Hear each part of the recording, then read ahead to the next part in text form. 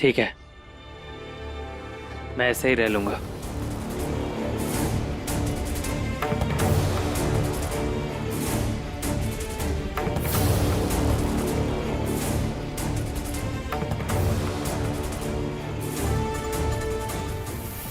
वैभव, हम सब ने आपको समझाने की बहुत कोशिश की, पर आपने किसी की बात नहीं मानी।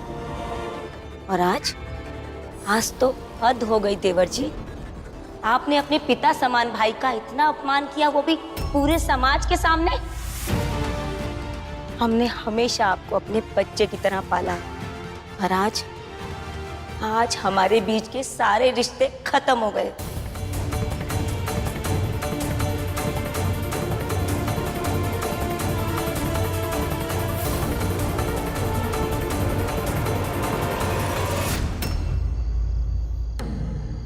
मैं जानता हूं कि जो हुआ वो नहीं होना चाहिए था, लेकिन मैं भी क्या कर सकता हूं।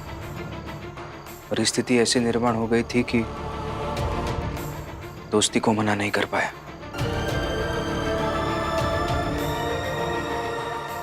कौन सी परिस्थिति?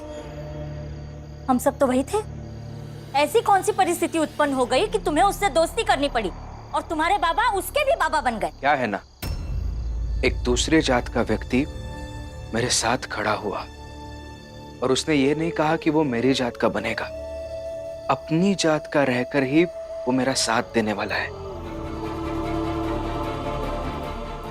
पता नहीं उस बेचारे ने अपनी जात के लोगों से क्या क्या सुन लिया होगा, लेकिन फिर भी यहाँ आके हिम्मत दिखाई। और ये सब होकर भी मैं चुप खड़ा रहता तो बहुत ही निष्ठुर लगता, जैसे हमें लगते हैं बाकी के लोग।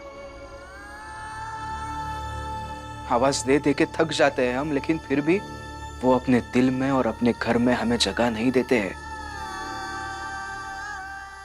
वाह भीम बाबू, वाह। तो अब किसी के पास इन सवालों का जवाब है? हमारे भीम भाव से बेहतर तर कोई दे सकता है? बस यही सब करते करते चुप करवा देते आप सबको। और वो रमा कहाँ गई? कहाँ गई वो रमा? वो तो बहुत बड़ी बड़ी बातें कर कर गई थी कि ऐसा कुछ नहीं होने देगी। काम पर गई है, आती होगी। क्या हुआ? दीदी बताइए क्या हुआ?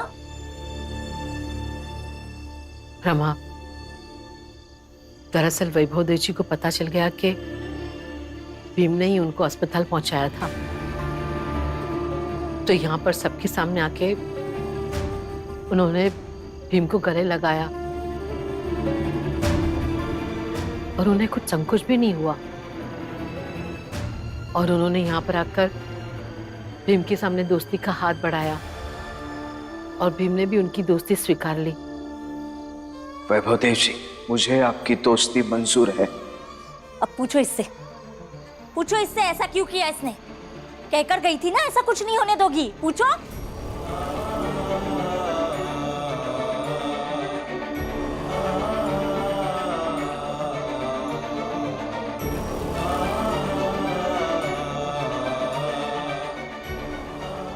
क्या पूछूं?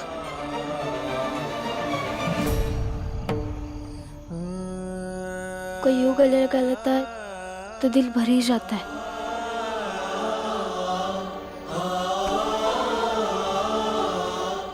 हमारी फूंक से मिट्टी अपवित्र ना हो सके, इसलिए गले में मटका बांध दिया जाता है। लगता है हम जीत गए और हार गई ये सामाजिक जातिगत व्यवस्था।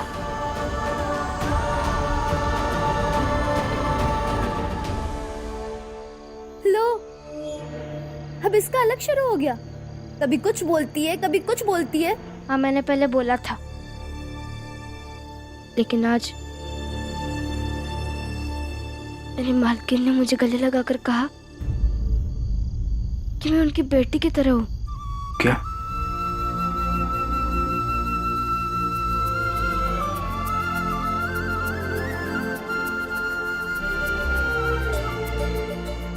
तो मैं समझ सकती हूँ कि जब वैभव जी ने इन्हें गले लगाया होगा तो उन्हें कैसा लगा होगा।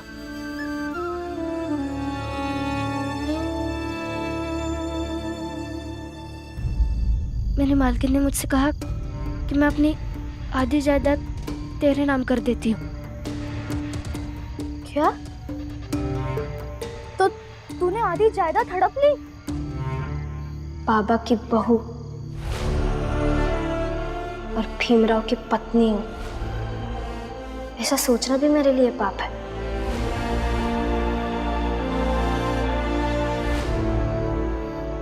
रमा, ये तुमने सही किया बेटी। मुझे तुम पर गर्व है। लो, फिर से शुरू हो गया। गर्व करने के सिवा कुछ आता है आपको? हाँ? कभी बेटे पर गर्व, कभी बहू पर गर्व, कभी बहन पर गर्व, कभी दोस्त पर गर्व। और जब ऐसी मुसीबत आती है ना, तो एकदम चुप हो जाते हैं आप, एकदम चुप। बेटे को समझा कर भेजा था ना आपने, समझाया था ना उसे कि ऐसा कुछ ना करे। सुनिए आपकी उसने, बाप से बड़ा हो गया है बेटा। अब तक सुनता था, लेकिन अभी खुद के मन की करने लगा है। ये अभी नहीं सुनेगा आपकी, मैं बता दे रही हूँ आपको।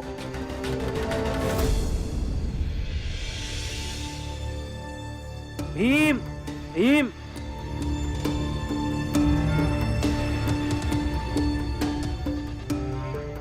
लो, अब तो बस फिर से भीम भीम की आवाज सुनते रहो सब।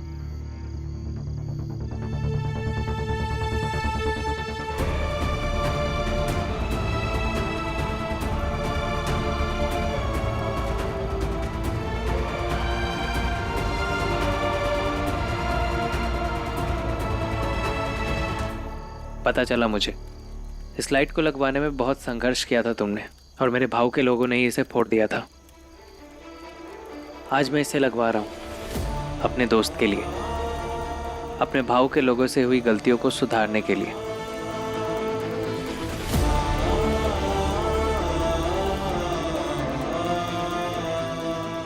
जलाओ दादा।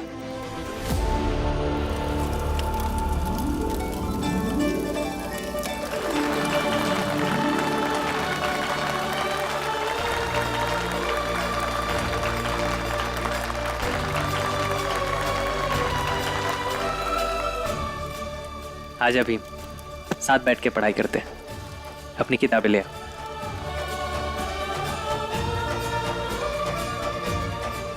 क्या सोच रहा है भीम? जा। अरे जाओ भीम, अब जब दोस्ती हो ही गई है तो फिर ज्यादा सोचो विचारो मत, जो होगा बढ़िया होगा। जाओ। आजा।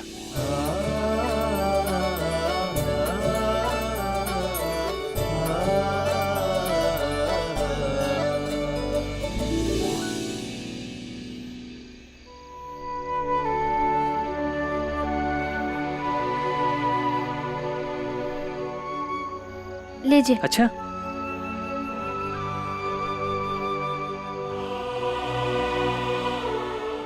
ये लो Vaibhav. Thank you. Thank you Rama. अरे इसे दूध? तुम चाय नहीं पीते? हाँ, ये चाय नहीं पीते। अरे इतने बड़े हो गए और अभी तक चाय नहीं पीते? नहीं पीता।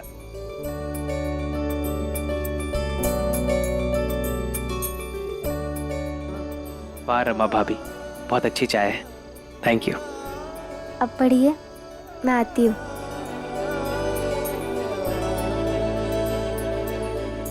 प्रेम न बारी उपजे, प्रेम न हाट बिकाय, राजा प्रजा जो ही रुचे, सिस देही ले जाए, सिस देही ले जाए।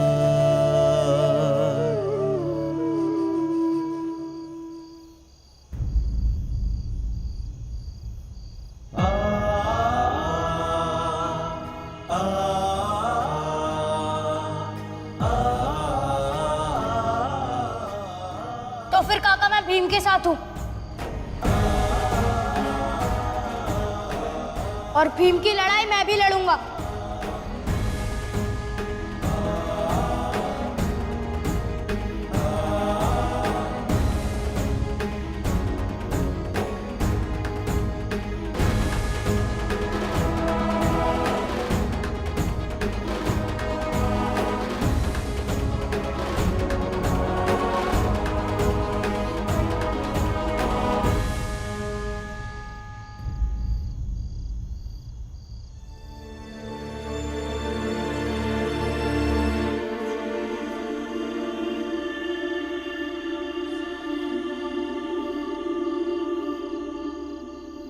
चलता हूँ भी,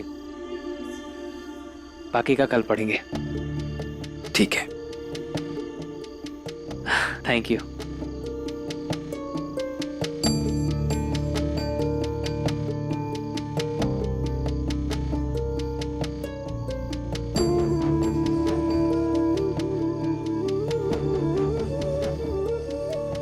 कल फिर आऊंगा। 1 सप्ताह और हूँ यहाँ पे, तब तक रोज आऊंगा। ठीक है, बाय। बाय। वैभव, कुछ कहना था। बोलो। वैभव, मैं कभी नहीं भूलूंगा जब ये लाइट पहली बार यहाँ लगी थी तो मेरी पत्नी रमा ने पढ़ाई शुरू की थी, और जब ये लाइट फिर से यहाँ लगी तब मैंने पहली बार बंबई में किसी ऊंची जात के व्यक्ति के साथ पढ़ाई की। सिर्फ पढ़ाई नहीं की, ढेर सारी बातें की, एक साथ मिलकर हंसे, साथ मिलकर चाय और दूध भी पी। सब याद रखूंगा मैं। और हम भी याद रखेंगे भीमराव कि तूने हमारे भाई को हमसे छीन लिया है।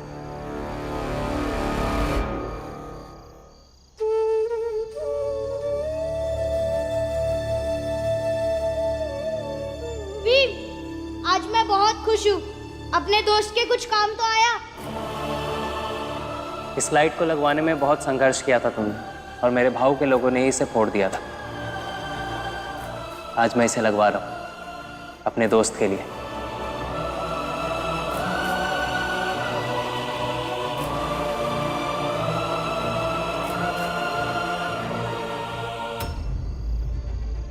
दोस्त तो मेरे एक बराबर, एक जैसे।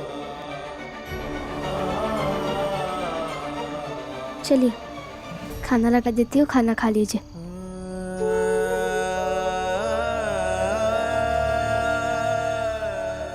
क्या सोच रहे? सोच रहा हूं कि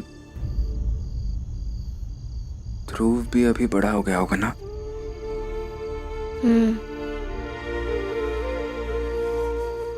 क्या करता होगा अभी? पता है, बड़ा अजीब था वो। अपने बाबा से लड़ जाता था। मार के देखिए, अगर एक भी कदम आगे बढ़ा है ना तो मैं ये पत्थर सीधा आपके सर पे मारूंगा। बाद में एक झोपड़ी बनाकर बाहर रहने लगा था। मुझसे पहले ध्रुव आया था बम्बई, और फिर बाबा मुझे लेके आए। वैभव जी से आपको ध्रुव भाव की याद आ रही है क्या?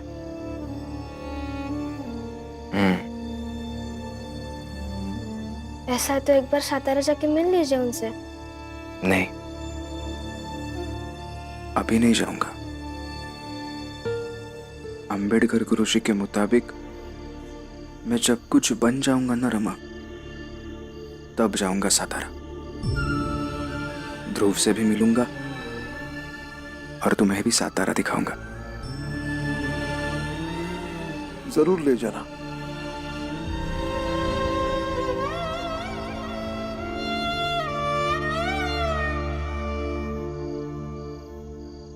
लेकिन बेटा, ये बंबई है, यहाँ इतनी जगह नहीं होती। यहाँ ध्रुव जैसे लोगों के लिए अलग झोपड़ी बनाने के लिए जगह मिल जाए, और ना ही ध्रुव जैसे का जीवन बाकी उसकी जात के लोगों से अलग चल सके। और ध्रुव जैसों का मतलब तुम समझ रहे हो ना?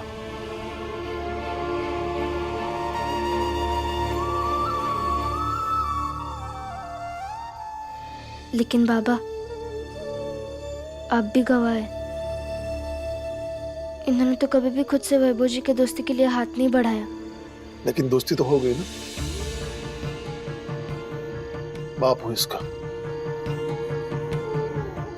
अरे बाप की तरह मुझे भी अच्छा लगेगा कि एक लंदन में पढ़ा लिखा इंसान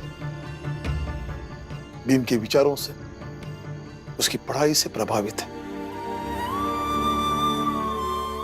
लेकिन डर भी लग रहा है कि वैभव के जात के लोग उसके साथ कुछ कर न बैठे। लेकिन बाबा, सिर्फ इस डर के कारण दोस्ती तोड़ी तो नहीं जा सकती है ना?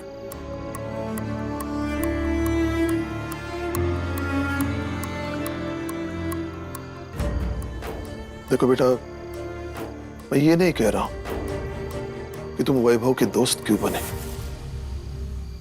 लेकिन ये जरूर कहूंगा कि ये दोस्ती हमेशा बनाए रखना, दोस्ती की लाज रखना। क्या है ना बेटा, ये समाज, ये लोग तुम्हारी दोस्ती को कभी कबूल नहीं करेंगे, लेकिन तुम अपनी दोस्ती ऐसे निभाना कि ये लोग, ये समाज तुम्हारी दोस्ती की सार्थकता पर बात जरूर करें।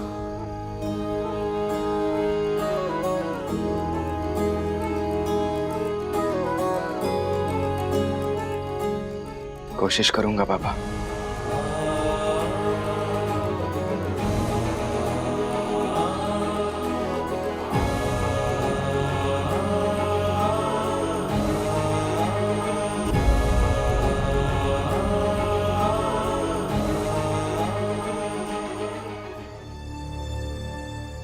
वैभव,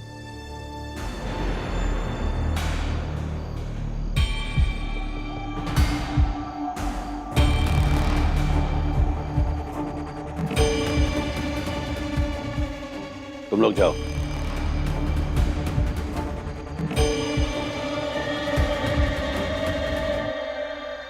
हमारे भाइयों में एक तुम ही थे जिसे हमने अपने कांधे पर बैठाकर घुमाया है।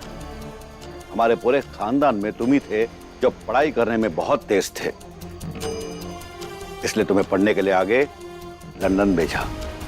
और हम सबसे कहते थे कि हमारे देव परिवार का नाम हमारा वैभव ही रोशन करेगा।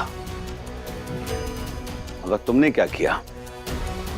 परिवार का नाम रोशन नहीं किया, बल्कि उस छोटी जाति के मोहल्ले में लैंप लगाकर उनके मोहल्ले को रोशन करने लगा। हमारी कोई औलाद नहीं है, लेकिन हमने तुम्हें अपनी औलाद से कम भी नहीं समझा। और उसका सिला तुमने हमें क्या दिया? तुम उस छोटी जात वाले भीमराव के दोस्त बन गए। जी, खाना तैयार है, अंदर आकर खाना खा लीजिए। तुमने खाना खाया है या नहीं इससे हमें कोई मतलब नहीं है, मगर वैभव, इस घर से अब तुम्हें खाना नहीं मिलेगा। और हाँ, अपनी ममता में बहकर इसे खाना मत खिला देना, समझी? जी।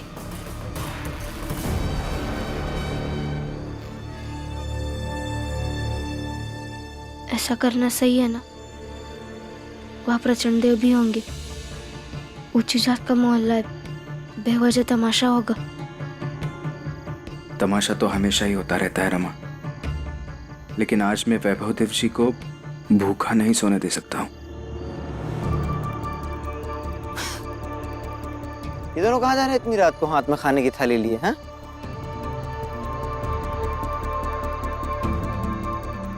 उधर वैभव देव का घर है ना? हाँ।